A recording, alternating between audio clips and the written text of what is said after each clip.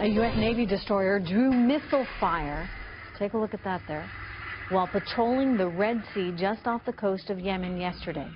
Although the missiles did not hit the warship, a U.S. defense official says they were definitely targeted. Iranian-backed rebels claim responsibility for the attack, marking yet another close call involving an American ship in that region. Joining me right now is Maverick PAC National Co-Chair Morgan Ortagus. Morgan, you've spent a lot of time as an intelligence officer actually in the Middle East, there in Saudi Arabia. What do you make of this story?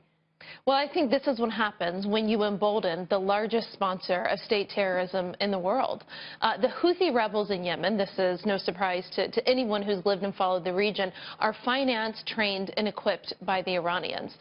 So the U.S. government has not come out and said that Iran is behind the attack, but what they're saying is that it looks like the attack happened from entities that, again, are financed, trained, and equipped by the Iranians. So we basically empowered Iran. We did this deal with them, and this is the way they thank us?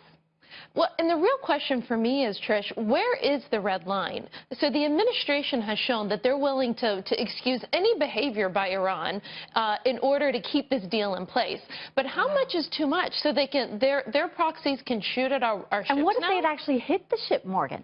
In my opinion, what the U.S. president, what this administration should do is immediately find out who sent these missiles and retaliate.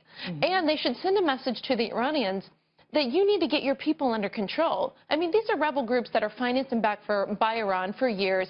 They're responsible for the uprising in Yemen. They've been antagonizing the Saudis. And so this is an incredibly important story that I'm shocked that really no one but you is reporting, Trish, that American ships are being targeted by well, is that in part, look, you know, and unfortunately, it's one of the later stories in the show, but that's in part because this election cycle is just sucking all the oxygen out of any other story that might actually. But the moderators could have brought this up last night. I mean, you've moderated several debates. You know, if American ships were attacked, can you imagine not bringing it up as a question? It is a very, very big story. But we need to where's ask the about administration on this? Well, they really haven't said much. So the Defense Department, you know, came out and confirmed that this happened. But the Obama administration has not said we're going to retaliate, we're going to figure out who this is.